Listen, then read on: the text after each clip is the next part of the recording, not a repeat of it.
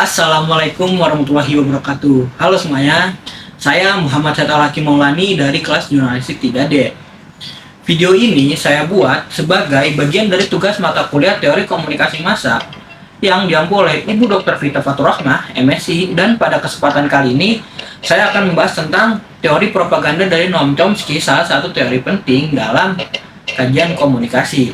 Sebelum masuk ke pembahasan utama, mari kita pahami dulu secara sederhana apa itu komunikasi massa. Jadi, komunikasi massa adalah proses penyampaian pesan kepada banyak orang lewat media seperti televisi, radio, koran, atau media digital. Berbeda dengan komunikasi antar pribadi yang dua arah.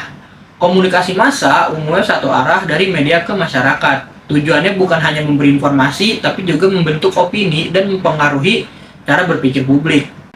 Dari sinilah lahir berbagai teori tentang peran media, salah satunya teori propaganda dari Noam Chomsky yang akan saya bahas berikut ini.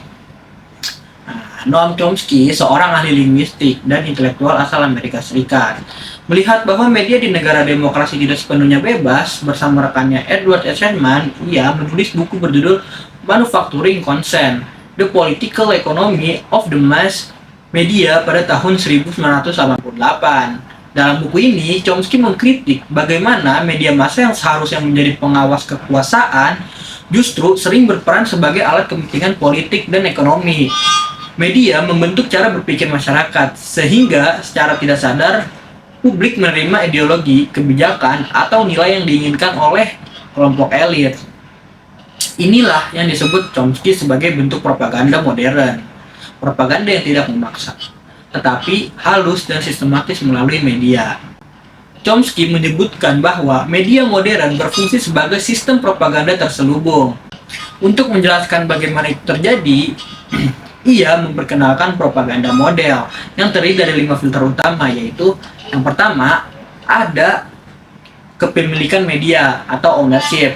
Media dimiliki oleh korporasi besar yang memiliki kepentingan bisnis dan politik tertentu. Nah, yang kedua ini ada pendapatan iklan atau advertising. Karena media bergantung pada iklan, mereka cenderung menghindari isu yang bisa merugikan pengiklanan. Yang ketiga, sumber informasi atau sourcing. Media bergantung pada sumber resmi seperti pemerintah atau perusahaan besar, sehingga berita sering berpihak pada mereka. Yang keempat, flak, tekanan, atau serangan balik. Media yang menyimpang dari kepentingan elit akan mendapat tekanan kritik atau bahkan pemboikotan.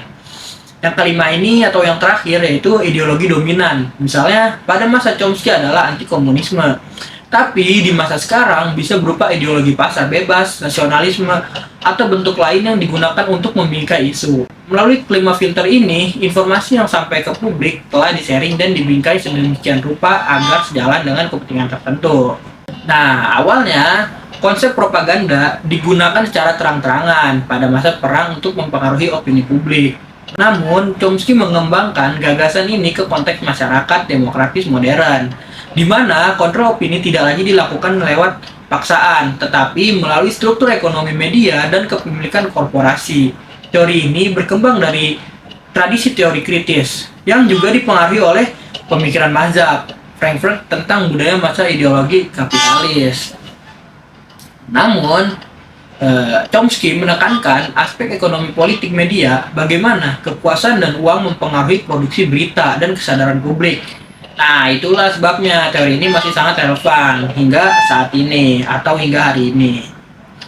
Contoh penerapan teori ini bisa dilihat dalam penelitian tentang pemberitaan Perang Irak tahun 2003. Banyak peneliti menemukan bahwa media Amerika waktu itu cenderung menampilkan narasi yang mendukung kebijakan pemerintah dan mengabaikan pandangan yang menolak perang. Artinya, media tidak netral, tapi ikut membangun legitimasi lewat framing yang mendukung elit politik. Kalau di Indonesia, kita bisa lihat fenomena serupa dalam pemberitaan politik saat pemilu. Misalnya, media yang dimiliki oleh politik tertentu lebih sering menonjolkan kandidat yang mereka dukung, atau dalam isu lingkungan dan agraria. Media kadang berpihak pada kepentingan perusahaan besar ketimbang masyarakat kecil. Nah, semua ini bisa dijelaskan lewat kacamata teori propaganda Chomsky. Jadi kesimpulannya, teori propaganda Noam Chomsky menjelaskan bahwa media massa tidak sepenuhnya netral karena sering dipengaruhi oleh kepentingan politik dan ekonomi. Teori ini mengingatkan kita untuk selalu berpikir kritis terhadap informasi yang kita terima agar tidak mudah terbentuk oleh opini yang dikendalikan oleh pihak tertentu. Nah, jadi mungkin materinya segitu. Terima kasih kalau kalian sudah menyimak penjelasan saya. Semoga materi ini bermanfaat dan menambah wawasan kita tentang teori komunikasi massa, khususnya teori propaganda dari Noam Chomsky. Wassalamualaikum warahmatullahi wabarakatuh.